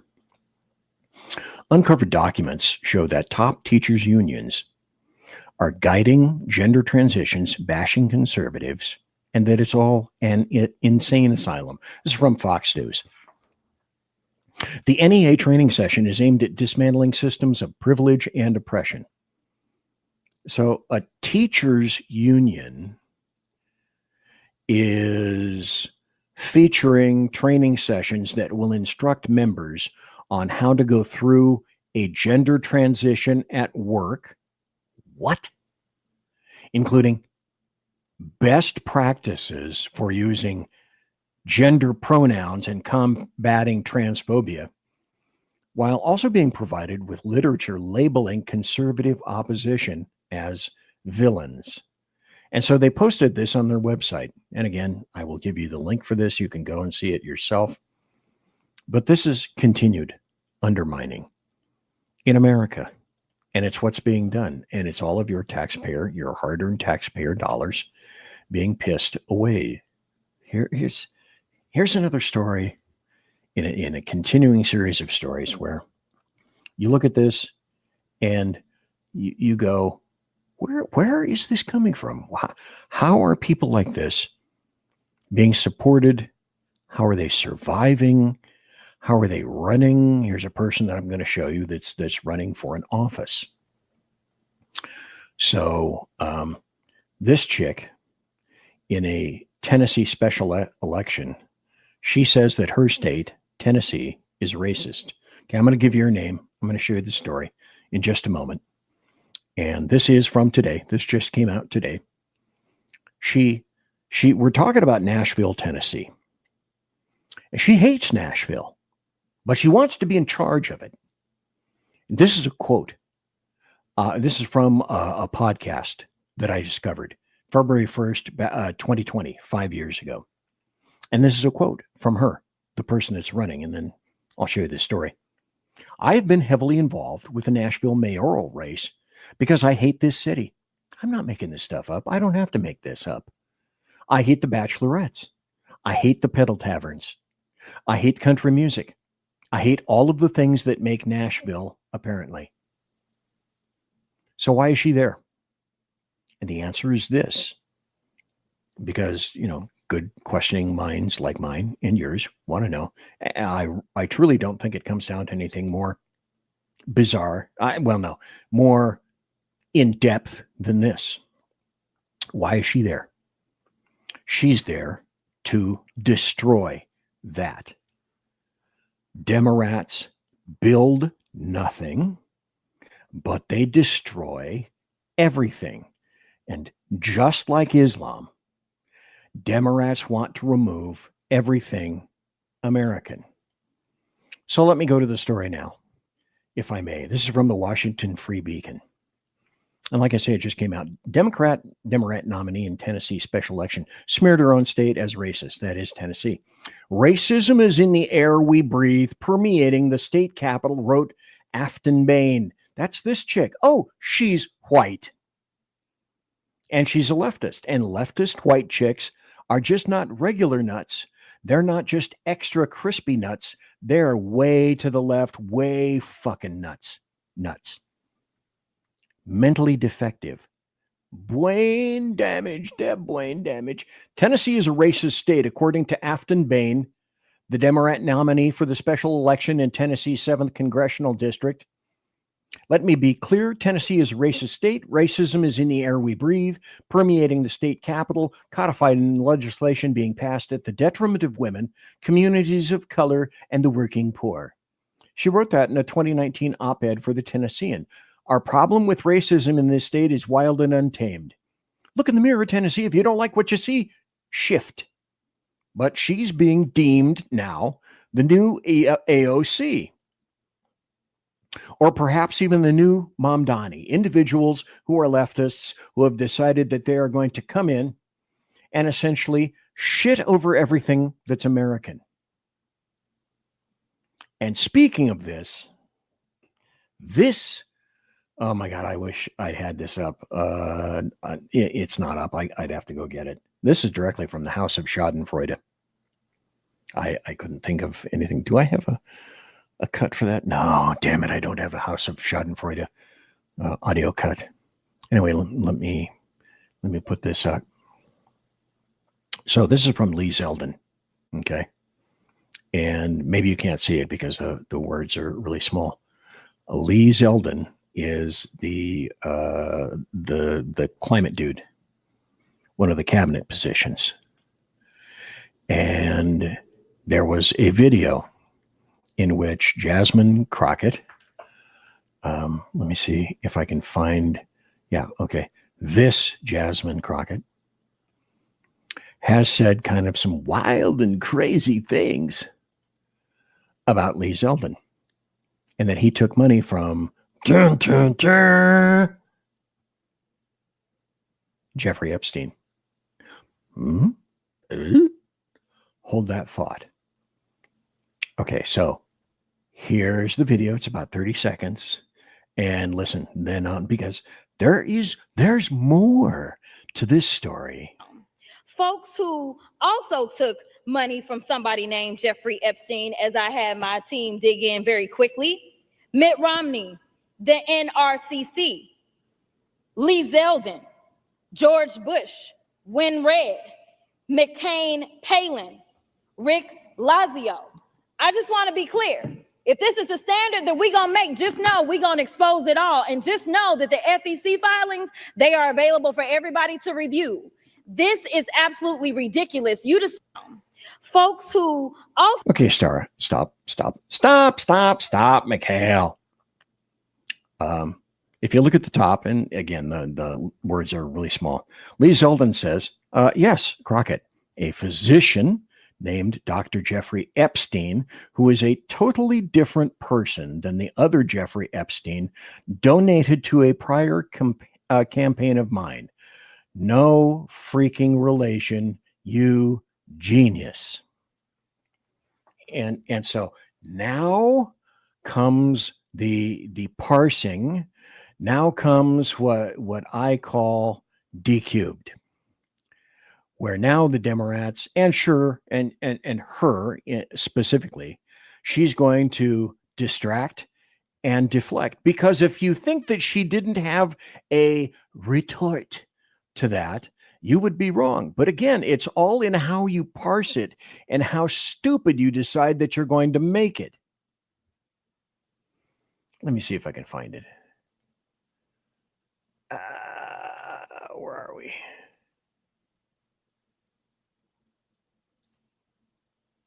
Here we go. Now, Jasmine Crockett went on The Source with Caitlin Collins. And here it is. Now, caught she was. Caught she was. Oh, shoot. You know what? I can't do that right now. You're going to have to wait while other people decide, well, we're going to do this. Conservative media done right. You're listening to the SHR Media Network. Listen in to the Reaver of Common Sense, where we cut through the noise of news and politics with a show equipped for bombast. Tune in Mondays and Fridays at 9 p.m. Eastern, 8 p.m. Central, and 6 p.m. Pacific, featuring a refreshing dose of reality. Jersey Joe fearlessly tackles the tough topics with no nonsense. Just pure common sense. Visit shrmedia.com, where you can hear the Reaver of Common Sense in action. He may not always be polite. He may not always be refined. But one thing's for sure. He always tells it like it is. Are you looking for a way to boldly express your faith and love for your country? Then check out 7 Armors, the premier apparel company for patriotic men of God, where faith meets freedom in style. Our t-shirts are more than just clothing, they're statements. Bold, stylish, and meaningful. From timeless messages to modern designs, we've got something for every patriotic man of God. Wear your beliefs proudly with 7 Armors gear. Don't miss the chance to wear your faith and freedom on your sleeve. Visit 7armors.com today and join the movement. That's the number 7armors.com. 7armors.com. Faithful, vigilant, steadfast, passion. Are you looking for bold, honest conversation about the issues shaping America? Well, let me welcome you to Unleashed 101 with Jeremy Hansen, where we take you beyond the headlines. We dive into politics and culture, the struggles of everyday life. It's raw, real, and unfiltered. If you're ready for truth with a punch, pull up a chair and join us. That's right, Unleashed 101, where real talk feels like home. Find us at unleashed101.com, Spotify, Apple Podcasts, iHeartRadio, and more. We look forward to seeing you. Unleashed 101 with Jeremy Hansen.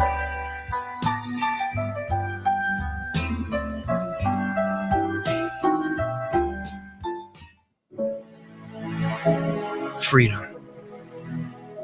One nation in all of human history was built on that bedrock. Ours.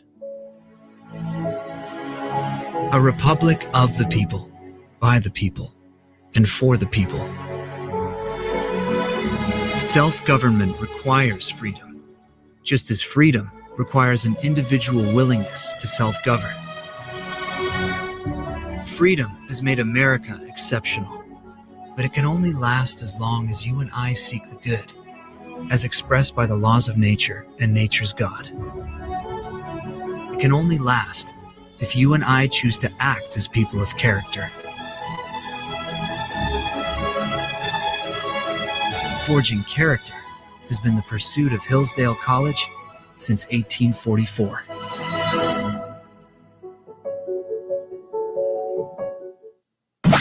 You're listening to the SHR Media Network. It's the final half hour, and boy, am I glad you're here. And I'm glad that you've stayed for the entire show. I'm glad that I hope that perhaps you have enjoyed the show. I will be back next Tuesday night. I will be back Wednesday morning doing the Rick Robinson show. That's going to be weird. That's going to be really weird.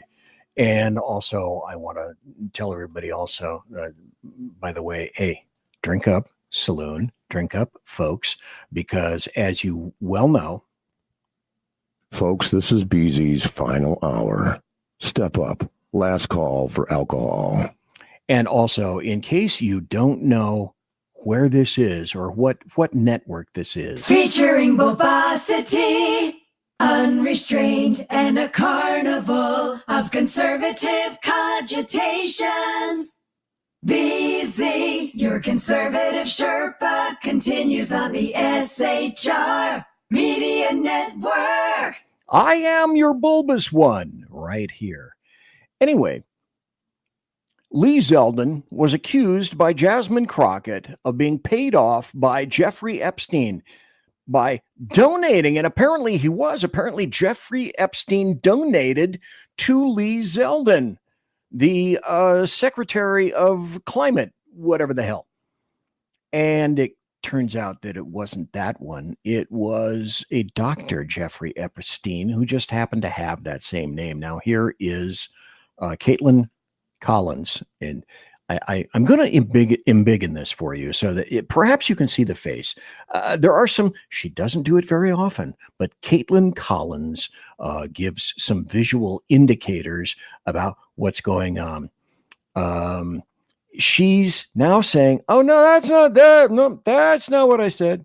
Democrat who's been on defense over Jeffrey Epstein is Stacey Plaskett. She represents the Virgin Islands. She was texting with Jeffrey Epstein the day of Michael Cohen's hearing. Her questions pretty closely followed the text messages between the two of them to ask about Rona Graff, Trump's Now, 2 years ago, would she have even been asking this question? The answer is no. Longtime assistant. You were defending her today or in recent days, yesterday, and you talked about Republicans taking money from a Jeffrey Epstein. Here's what you said.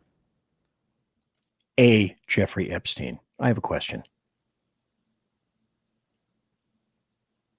Who also took money from somebody named Jeffrey Epstein, as I had my team dig in very quickly. Mitt Romney, the NRCC, Lee Zeldin, George Bush, Win Red, McCain Palin, Rick Lazio.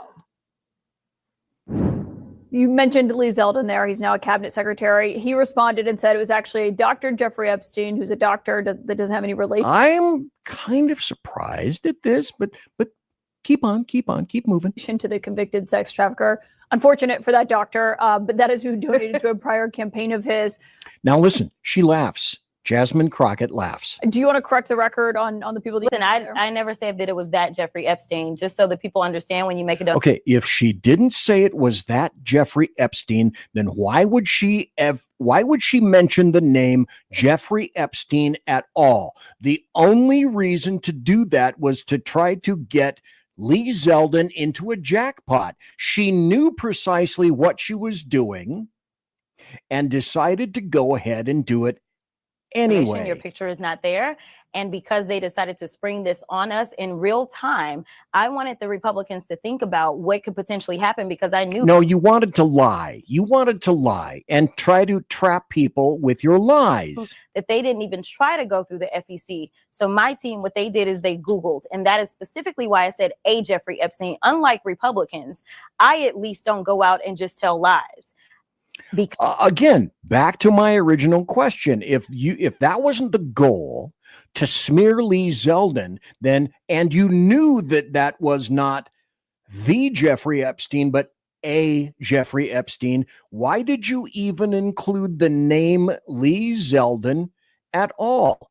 And the answer is, you're a lying sack of shit, because this is you, Jasmine Crockett. I can't be more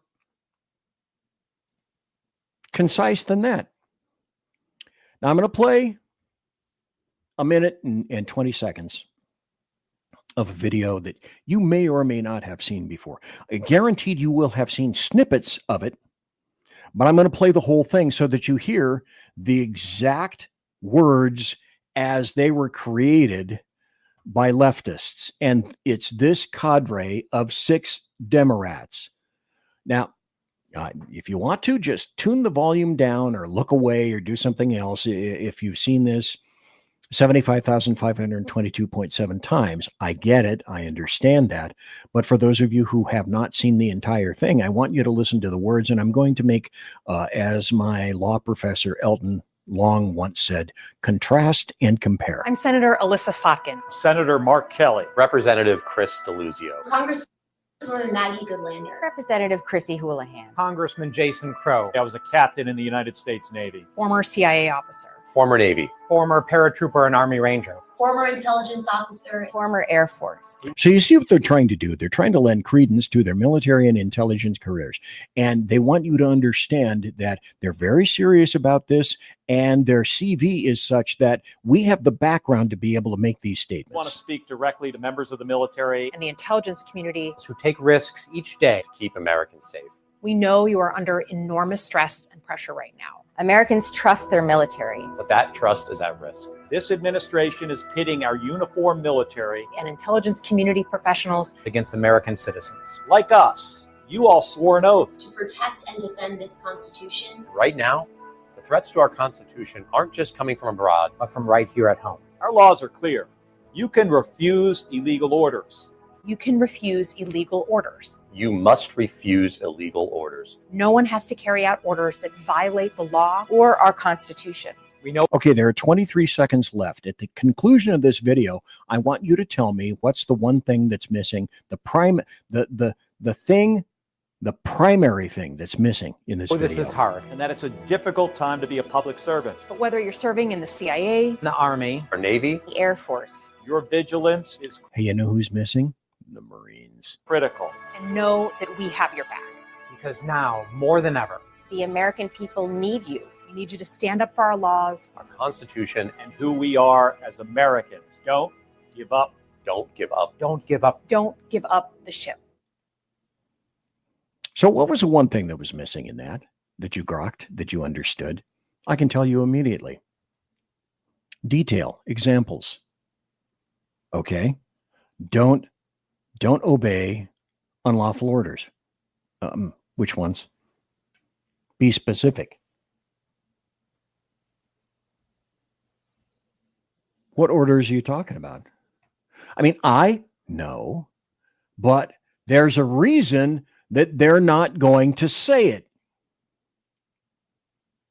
Let me bring 2 codes to you, because I worked for the federal government at one time. One of the codes is 18 USC 2383, and that is rebellion or insurrection. Whoever incites, sets foot on, assists, or engages in any rebellion or insurrection against the authority of the United States or the laws thereof, or gives aid or comfort thereto, shall be fined under this title or imprisoned not more than 10 years or both, and shall be incapable of holding any office in the United States of America. Isn't that right? Senator Alyssa Slotkin of Michigan. Isn't that right? Senator Mark Kelly of Arizona. Representative Chrissy Houlihan of Pennsylvania. Representative Chris Deluzio, Pennsylvania. Representative Maggie Goodlander, New Hampshire. Representative Jason Crow, Colorado, all leftist blue states. That's one code. That's one section that I could think of in terms of these people. Let me stop here, and we're going to get to another section in just a moment. And people are talking about this is dangerous. This is political speech. However, this is in keeping with the Democrats. Go. This is, again, the most dangerous speech I've heard from politicians in a very, very long time. You have... But it has similarities and it has precedents. I'm going to mention those.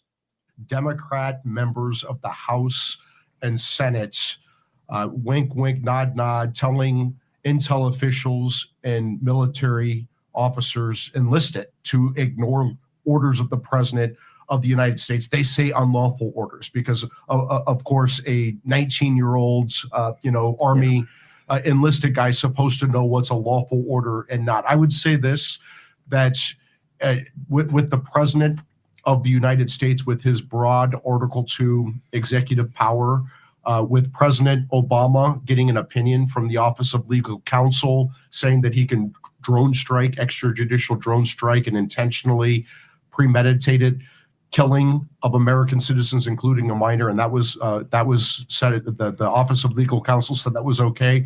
I would say to, but see, it's okay when we do it. It's not okay when we perceive that you're not doing what we want you to do, the leftists. Military and intel officials, you better follow every order of the president of the United States. And if you have any doubt, the doubt should be in favor of following the order, because if you don't, you're going to end up in the military brig or worse. Now, that's one opinion of that. There are more. Are you going to lend credence to 19-year-olds essentially saying in and of themselves, we as a unit, as an individual, as a group of people, we have decided that we think what you're telling us to do is unlawful, so we're just not going to go ahead and do it. And as a reply to that, I can say that, a dishonorable discharge at best will follow you for the rest of your life, and it will plague you for the rest of your life. Now, I mentioned another section. Here's the other section that I believe is integral and potentially applicable here. And this is what I would have thrown at General Mark Milley, and it also at SecDef Lloyd Austin, two huge American underminers in the previous Biden military. Those two people were responsible, if you recall, for getting 13 beautiful and wonderful soldiers killed pulling out of Afghanistan, because they pulled the military soldiers out first before the civilians, gave up the military base, which was much more readily defendable, went to a civilian base, did the rest of the evacuation there, which placed all those military members in a jackpot and got them all killed. That was the exact reversal of what should have happened. Mark Milley is also the individual, if you recall, who said that he would have given a call to Xi Jinping or his equivalent in China had Trump decided that he was going to initiate some kind of a strike or some kind of a military move against China, our enemy. 18 U.S.C. Section 2381, treason. Now remember, everybody, Trump has said that he wants to kill senators. I'll get to that too. 18 U.S.C. 2381, treason. Whoever owing allegiance to the United States, all of those senators and Congress critters, levies war against them, or adheres to the enemies, giving them aid and comfort within the United States or elsewhere, is guilty of treason. And this is why Trump reminded them of certain penalties for treason, and shall suffer death or shall be imprisoned not less than 5 years and fined under this title, but not less than $10,000, and shall be incapable of holding any office under the United States. Hello, Rosenbergs. Look up history. And believing that these things, even though he's not an attorney, I should say, he gets to say these things because President Donald John Trump, OMB, Orange Man Bad, the guy with the dead orange cat on his head, appears to know the penalty for treason. And there it is, spelled out for you in black and white. And so that's why all the little Congress critters went 210 over 190 and said, oh my God, this is terrible. Now, Mark Kelly, Captain Mark Kelly, who was in that, he's the senator from Arizona, and he was on that video. He's a whore for communist China. Didn't know that, I bet.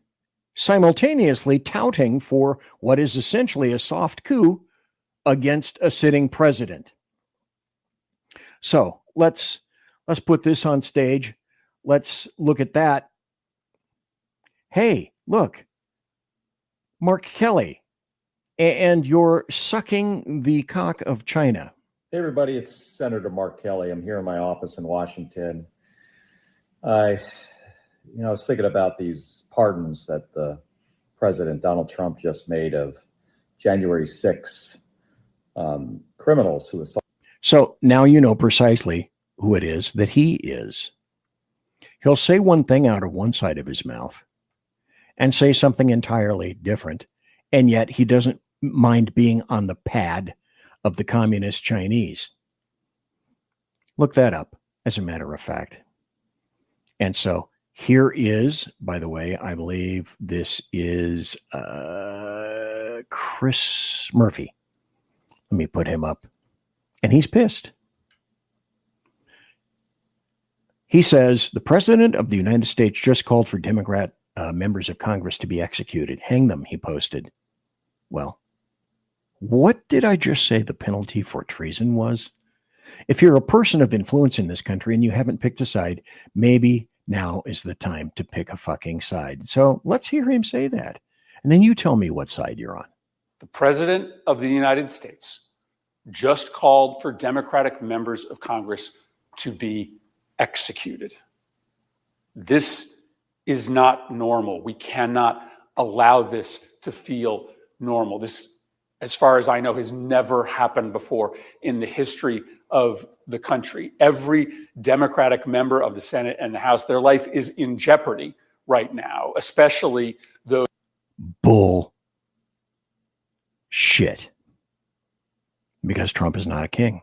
You've said he's a king. A king would have taken over. A king would have removed the Senate. A king would have removed the House and the Congress. A king would have removed SCOTUS, all the judges, all the courts, all the district courts, all the courts of appeal, because he wouldn't need them. Those that were specifically targeted by this social media post, Democratic senators and House members who were simply saying that no member of the military should act illegally or in violation of the Constitution. The President of the United States just called for members of Congress to be executed. If you are a person of influence in this country, maybe it's time to pick a fucking side. And the side that I pick is not your side. Do you seem to recall that intelligence folks, the letter of 51 intelligence agents who lied and suffered exactly no consequences for their lies whatsoever? And then Milley's statements, Lloyd's statements of DEI and trannies, etc., in the military, men wearing high heels so that they can suffer and figure out what all the female suffering is about when they wear the high heels. This is where they want to go. They hate this country. America is being undermined. For those of you who just tuned in, America is being undermined. There's one of the primary underminers right now. Now, perhaps could Donald John Trump, OMB, have couched his words in a little bit more acquiescent type way? Certainly. Anybody could, but that's him. And he knows that in terms of treason, you have to be found guilty of that. So sadly, unfortunately, this provided fodder for the Democrats. But oddly enough, at no point did they ever seem to indicate what directives were given by the military, hence meaning that they were handed on down from on high from Trump to the military. What orders were illegal from Trump to the military and then the military to the troops? What orders specifically are you talking about? The orders that we're going to avoid. We're not going to talk about any of those things at all. We are not going to convince Donald Trump to stand down in his attempts to destroy our democracy. Okay, but is it not all fair in love? Isn't this fair in love and war? Because Chris Murphy, I'm going to play something for you where he says it's a war against his opposition, specifically meaning Donald Trump. Because he's not pointing, he could be pointing in a roundabout way at the other people on the other side of the aisle. No, he's talking about Trump. He says we're in a war against Trump. This is back on September 9th. He considers this to be a war. That's okay to quantify it that fashion. De-escalatory politics. Like, that's just not happening. So our only opportunity, our only chance to save our democracy is to fight fire with fire right now. So yeah, do I bemoan the fact that, we're now blowing up norms? Yes, but literally for 2 seconds, because if you spend any more than that being sorry for the fact that the old world doesn't exist, then your democracy is gone. Like, we're in a war right now to save. We're in a war. And when he says a war, make no mistake, he's not talking about anybody else except Donald Trump. Save this country. And so you have to be willing to do whatever is necessary in order to save the country. When I hear that, I wonder is there enough people that believe that same thing? And This is where I back out and say, yeah, all the Democrats. In other words, how else did we get here? If not that. Now, I'm sure, though, they intentionally failed to put their fingers on any orders, but my guess is they're probably talking about this. May I just say, this is what I voted for.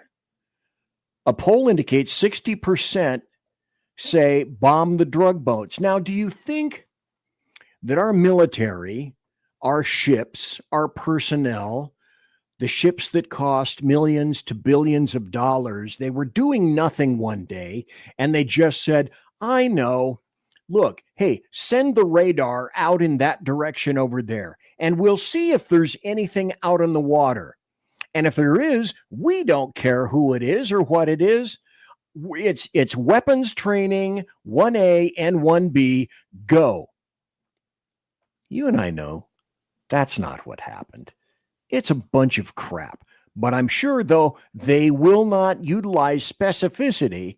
That's what they meant. You can be guaranteed that's exactly what they meant.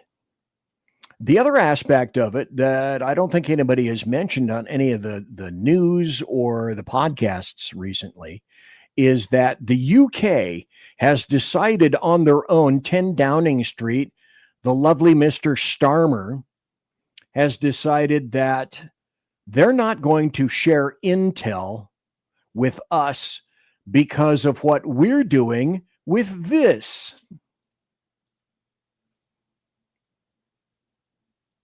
Now stop. Stop, Mikhail. Stop. I see 3 outboards. I see an extremely fast boat. I don't see any people inside that, but I do see cargo in there. And I'm sure in the middle of the ocean, they're not just out on a stroll, and I don't see any fishing poles, and I don't see any nets, and I don't see innocence in this. But hey, leftists would have you believe that these are just poor little brown-skinned fishermen, and then we do this.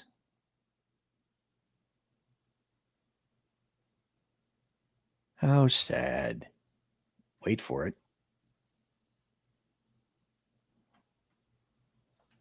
How heinous is that?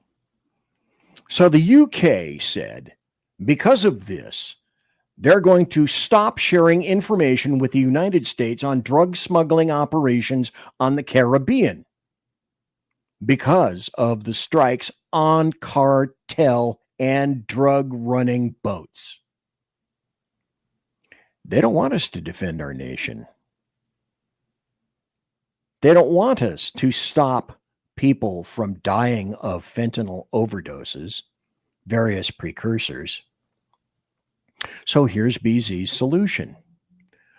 Another if-then equation. If the UK has firmly decided that that's what they're going to do, then we should slam the door on all intel from the US to the UK with regard to any maritime matter whatsoever. Anybody see any problems with that? Bueller? Anybody? I don't. I got one more thing. I am going to run into a wee bit of overtime tonight. Just a wee bit. Just a wee bit. This is Martha McCallum. I can't think of the name of her show. Talking to Representative Jason Crow. And this is about the drug boats again. And she's going to be asking for specifics. Let's put this up and let's play it. This is kind of interesting because he won't answer the question. You're not talking about actual policy.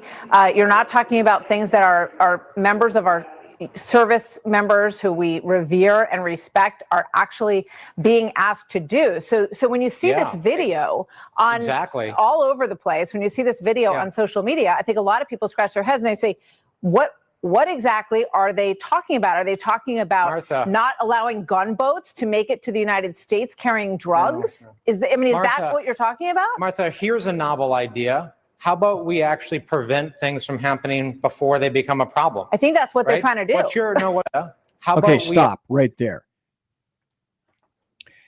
If you, moron, had eyeballs and pivoted your eyeballs over to the boat, you could see that appears to be a boat, a very fast boat. Very fast boats are used to make sure that they are not caught, that they can get away. And then all those little bags and whatnot that are in there, I'm sure that's nothing but fish. They have fished like crazy, and now they're trying to get home before it's dark. That's all it is. Actually prevent things from happening before they become a problem. I think that's what they're trying to do. Well, I want to prevent things before they become a problem. Does this guy understand how stupid he sounds? They're trying to do. What you're saying is we have to wait until there's a problem to respond to that problem. No, I'm not. Right? As a military officer, what I think and that's what Trump is doing. He's taking care of a problem.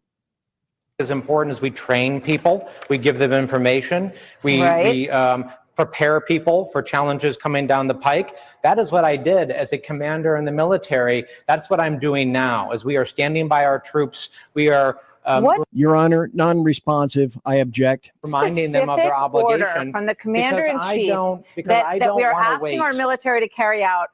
Are you objecting to? This is very, very vague, and it was so vague in this video. I don't think people could figure out what you guys were all talking about, honestly. Martha, Donald Trump has made a series of very disturbing comments and suggestions that would violate U.S. law and put our military in terrible positions. Again, we're getting nowhere because you're not talking about an. What comments? These people do not have specific incidents. They know what they want to see, but they are hedging and parsing their words as much as humanly possible because they refuse to be pinned down. And they know it. If you have maximum avoidance, then you can't be brought to task for your words. So he will not give her an answer. I don't want to wait until that happens to remind our troops of their obligation, because then it'll be too late. We are standing by our troops and our amazing men and women in uniform to remind them who sign up every day as you did to carry out the orders of the commander in chief. We are not engaged in new wars. We have no troops on the ground in Ukraine except some who were training pilot missions, not on any front lines of any kind. In the Caribbean right now, we've sent a carrier there. I thought these were the specific operations that are actually happening that you might be referring to. But he's not referring to anything because he doesn't have anything for which to refer. The deaths are here. The overdoses are here. We shut down the government. The government then shut down the people during Wuhan 19. Killed multiple thousands, hundreds of thousands of people because of the shutdown. Screwed up the lives of kids. I could keep going on and on and on. There were some revelations made during Wuhan 19.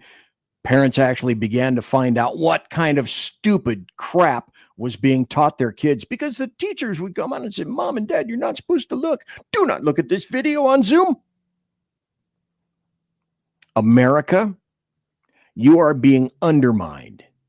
You are being undermined, and there will be no cessation of hostilities until the hostiles themselves are stopped.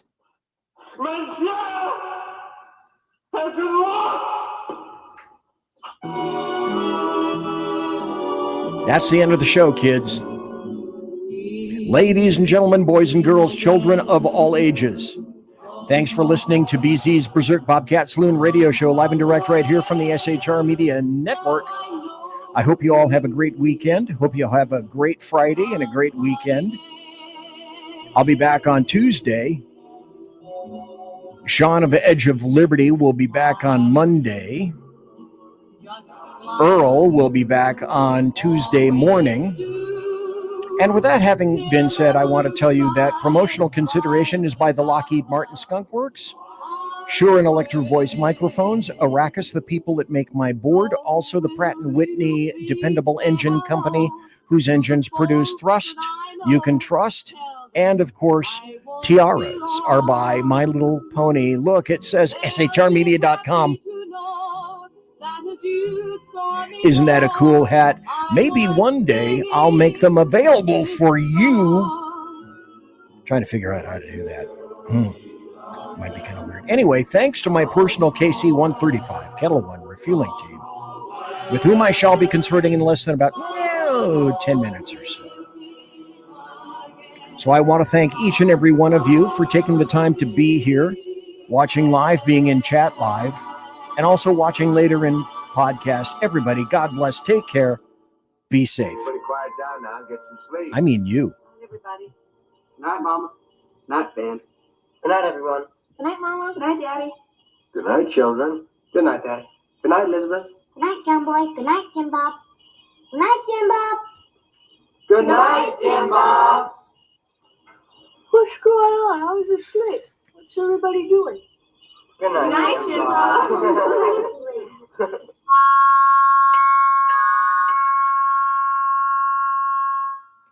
Good night, and good luck.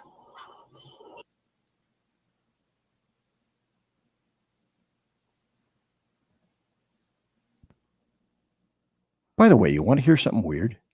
Until I actually looked, I didn't realize it when I say, good night, Jim Bob. and I open my mouth wide like that, you can actually see all my fillings. Ew. Good night.